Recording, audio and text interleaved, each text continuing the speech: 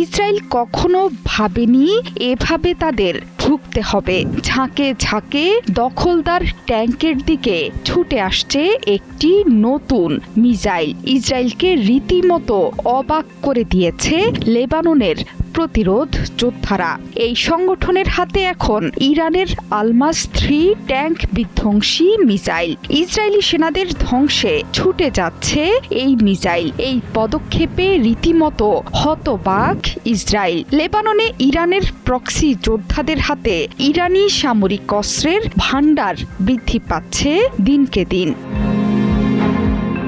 হঠাৎ করে লেবাননের যুদ্ধক্ষেত্রে আলমাস 3 মিসাইলে বদলে যেতে পারে সামগ্রিক সংঘাতের দৃশ্যপট। গিভাতি ব্রিগেডের সংঘর্ষের সময় ইসরায়েলি সেনাদের লক্ষ্য করে ট্যাঙ্ক বিধ্বংসী মিসাইল ছুড়েছে লেবাননের প্রক্সি বাহিনী, যা একেবারে নির্ভুলভাবে আঘাত হেনেছে লক্ষ্যবস্তুতে। এই অস্ত্রের মাধ্যমে লেবানন সীমান্তে নির্ভুল এক প্রতিরক্ষা ব্যূহ গড়ে তুলেছে প্রতিরোধ যোদ্ধারা।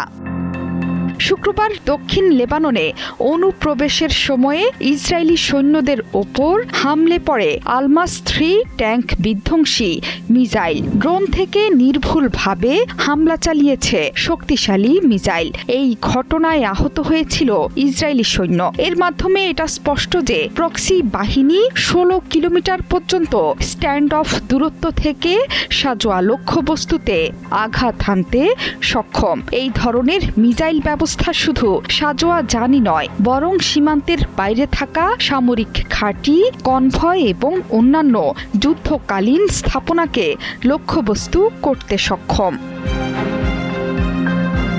প্রতিরোধ যুগ তথা ইরাক ইরান যুদ্ধের সময় থেকেই ইরানের প্রতিরক্ষা শিল্পে এগিয়েছিল ট্যাঙ্ক বিধ্বংসী মিসাইল। 8 বছর ধরে চলা যুদ্ধের পর এই অস্ত্র কমে আসে তেহরানের, যদিও এরপর থেকেই এই খাতে মনোযোগী হয়েছিল দেশটি। সর্বাধুনিক ও উন্নত প্রযুক্তিতে ব্যাপক হারে এসব মিসাইল উৎপাদন করতে থাকে ইরান। পুরনো ট্যাঙ্ক বিধ্বংসী মিসাইল বানানো থেকে সরে এসে ফায়ার অ্যান্ড ফরগেট শ্রেণীর ট্যাঙ্ক বিধ্বংসী মিসাইল বানাতে শুরু করে তেহরান। এগুলোর নাম দেয়া হয় আলমাস। 2020 সালে আলমাসকে প্রকাশ্যে আনে ইরান।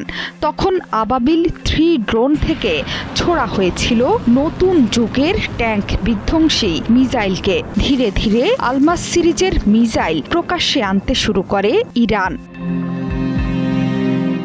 বিশেষজ্ঞদের আশঙ্কা সত্যি করে শেষ পর্যন্ত ইরানি অস্ত্রেই ইসরায়েলি সৈন্যদের ওপর হামলে পড়ছে লেবাননের যোদ্ধারা। ধারণা করা হচ্ছে বর্তমানে লেবাননে গড়ে উঠেছে হাজার হাজার ইরানি অস্ত্রের মজুদ। ইরান ইসরায়েল আমেরিকা যুদ্ধ শুরুর পর থেকে জেগে উঠেছে লেবাননের প্রতিরোধ যোদ্ধারাও। একের পর এক আঘাত হেনে ইসরায়েলি বাহিনীকে বড় শিক্ষা দিচ্ছে প্রক্সি বাহিনী। এমনকি ইসরায়েলি মন্ত্রীর সৈনিক ছেলেকেও ক্ষতবিক্ষত করে ছেড়েছে লেবানন বাহিনী। জোহরা চৌধুরী সেতু, ৭১।